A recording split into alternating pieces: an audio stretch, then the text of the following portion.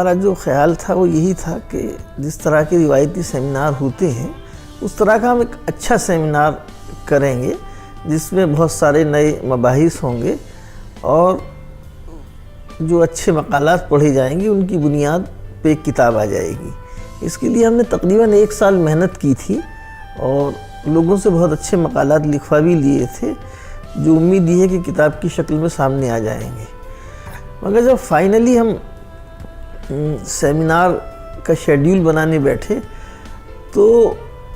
یہ خیال آیا کہ جو بہت دن سے ذہن میں تھا مگر کئی دفعہ یہ ہوتا ہے کہ چیزیں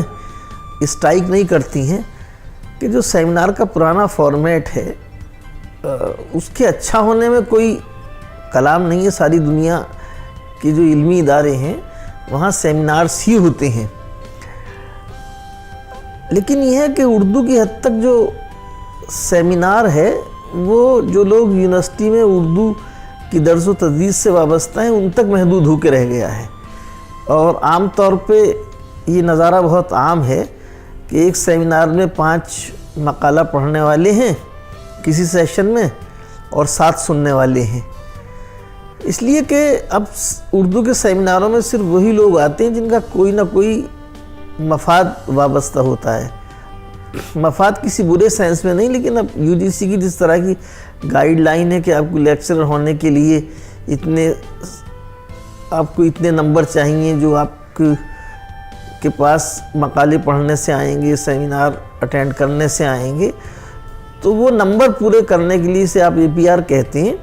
طالب علم سیمیناروں میں جاتے ہیں اور وہ اسی سیمینار میں جاتے ہیں جس سے ان کا کام بنتا ہے کہ وہ گئے، انہوں نے ایک پیپر پڑھا، وہاں سے سرٹیفکیٹ لیا اور وہ چلے آئے۔ جو لوگ خاص طور پہ پروفیسر ہو چکے ہوتے ہیں تو ان کے لیے تو اب سیمینار سے کچھ اور ملنا نہیں ہے، تو وہ اب جاتے ہی نہیں ہیں، علاوہ اس سے کہ آپ انہیں صدارت کرنے بلائیے تو وہ صدارت کرنے کے لیے آئیں گے 1 گھنٹے کے لیے اور 1.5 گھنٹے کے لیے اور صدارت کر کے چلے جائیں گے۔ تو کل ملا کے جو سیمینار کا جو پرانا فارمیٹ ہے وہ اردو کی حد تک اس کی افادیت ختم ہو گئی ہے۔ تو پھر ہم نے یہ سوچا کہ چونکہ ہمارے پاس اچھے مقالات ہیں اور جن لوگوں نے مقالات لکھے ہیں وہ بہت اچھے اسپیکرز بھی ہیں، بہت اچھے ڈسکسنٹس بھی ہیں، تو کیوں نہ ہم اس فارمیٹ کو چینج کر کے ڈسکشن یا پینل ڈسکشن کی فارمیٹ پہ لے آئیں۔ تو وہ ہم نے کیا اور وہ بہت کامیاب ہوا۔ اور عام طور پہ ایسا نہیں ہوتا ہے کہ اردو دنیا میں کوئی چیز اتنی جلدی مقبول ہو جائے کہ ابھی سیمینار کو ختم ہوئے 3 دن 4 دن ہوئے ہیں اور لوگ سوشل میڈیا پہ ابھی یہ بات کر رہے ہیں کہ بھئی اردو گھر نے، عام طور پہ انجمن کو لوگ اردو گھر کہتے ہیں، کہ اردو گھر والوں نے جو فیسٹیول کیا اس میں جو پینل ڈسکشنز کا فارمیٹ تھا وہ بہت اچھا تھا اور اب اردو اداروں کو وہی اختیار کرنا چاہیے۔ تو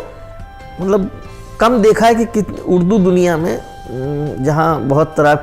طرح کی مسابقتیں ہیں کہ کسی نئی چیز کو اتنی جلدی لوگ قبول کر لیں، تو اس حد تک کامیاب تھا کہ ہمارے پاس اچھے مقالات آئے جو کتابی شکل میں چھپ جائیں گے اور ایک نئے فارمیٹ کو ہم اردو میں قبول عام کی سند دلوا سکے۔ مطلب واضح ہی تھا کہ میں اردو کو اس حد تک بہت چھوٹی چیز نہیں سمجھتا ہوں جس حد تک یونیورسٹی والوں نے اسے بنا دیا ہے۔ اور ایک بہت دلچسپ بات ہے وہ یہ کہ 20-30 سال پہلے جو لوگ یونیورسٹیز میں ریسرچ کرتے تھے وہ، حالانکہ یہ کہا جاتا ہے کہ آزادی کے بعد اردو کے حالات خراب ہوئے، مگر اس کے باوجود وہ لوگ مختلف موضوعات پہ کام کرتے تھے۔ وہ ٹیکسٹ ایڈٹ کرتے تھے، وہ کسی شاعر پہ کام کرتے تھے، وہ کسی افسانہ نگار کے افسانوں پہ کام کرتے تھے۔ مگر اب آپ عام رجحان یہ دیکھیں کہ جو لوگ یونیورسٹیز میں کام کر رہے ہیں وہ نقادوں کے اوپر کام کر رہے ہیں، یعنی نقاد نے کام کیا کسی شاعر یا کسی افسانہ نگار کے اوپر اور وہ نقاد پہ کام کر رہے ہیں، جس کی ایک وجہ تو یہ ہے کہ اب جو لوگ یونیورسٹیز میں پڑھا رہے ہیں وہ شاید اس کے اہل نہیں ہیں کہ پرانے ٹیکسٹ کو پڑھ سکیں، اور اس لیے وہ اپنے طالب علموں کو پرانے ٹیکسٹ کو پڑھنے کی تو بات چھوڑیے، جو نئے ٹیکسٹ ہیں یا جو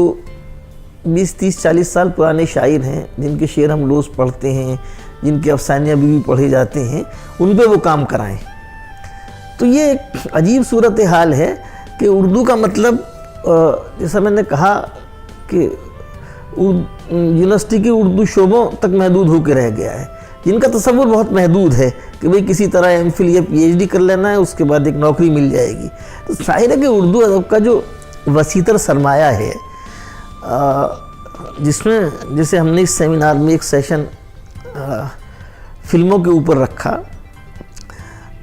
تو وہ اتنا محدود تھوڑی ہے کہ وہ 5 7 10 نقاد جو آزادی کے بعد ہوئے ہیں آپ ان تک محدود کر کے رکھ دیں۔ تو اگر آپ کو جو اردو کا عظیم ادب ہے اس کی تمام جہات کا احاطہ کرنا ہے، تو پھر آپ کو مختلف شعبہ زندگی کے ان لوگوں کو بلانا پڑے گا جنہوں نے، جو بھلے ہی اصطلاحی اردو والے نہ ہوں، جن کی اردو سے روزی روٹی نہ چلتی ہو، مگر جنہوں نے اردو پہ کام کیا ہے، جو اردو کا ادب پڑھتے ہیں، جو اردو کے ادب کو اپریشیٹ کرتے ہیں، اور زندگی میں کہیں نہ کہیں اردو ان کے لیے ایک گائیڈنگ فورس کے طور پہ کام کرتی ہے۔ جو انجمن ترقی اردو ہند کی روایت ہے، وہ پچھلے 125 سال میں اردو کے کسی بھی دوسرے ادارے کے مقابلے کہیں زیادہ اہم روایت ہے۔ وہ چاہے جو ہمارے ہاں سے کتابیں شائع ہوتی رہی ہیں ماضی میں، ان کے معیار کی بات ہو، یا جو سیمینار انجمن منعقد کرتی رہی ہے ان کی بات ہو، تو انجمن کا جو تاریخی کردار ہے وہ تو اپنی جگہ ہے، لیکن یہ ہے کہ توازن کا راستہ سب جگہ ہونا چاہیے۔ تو ہم یہ نہیں ہے کہ وہ سارے کام چھوڑ کے، جیسا کہ اب آج کل ٹرینڈ ایک ہو گیا ہے کہ وہ آپ فیسٹیول ہی کرانے لگیں، سال میں 3 اور 4 فیسٹیول کرائیں، تو ایسا نہیں ہے کہ وہ انجمن سارے کام چھوڑ کے کوئی فیسٹیول ہی کرانے لگے گی۔ لیکن یہ ہے کہ جب بھی کوئی سیمینار کریں گے تو اس میں کوشش کریں گے کہ پینل ڈسکشن کا فارمیٹ، یا اگر کل کوئی اور نیا فارمیٹ آتا ہے تو اس کو اختیار کریں، لیکن یہ ہے کہ 2 3 4 چیزیں ذہن میں ہیں جو اس سال میں ہم کریں گے، اور وہ سب بالکل نئی ان معنوں میں ہوں گی کہ اردو کے ادارے اب اس طرح کے کام نہیں کرتے ہیں، لیکن وہ سب چیزیں ویسی ہیں جو انجمن ماضی میں کرتی رہی ہے۔ جیسے مثلا اردو املا کے سٹینڈرڈائزیشن کا جو کام ہے وہ سب سے پہلے انجمن ہی نے کیا۔ اس سے پہلے کوئی بحث تھی نہیں کہ اردو املا کو ایک ہی طرح سے لکھا جائے، بدقسمتی سے وہ ہو اس کے بعد بھی نہیں سکا، لیکن عبدالستار صدیقی صاحب نے جو کام کیا تھا، انجمن نے انہیں باقاعدہ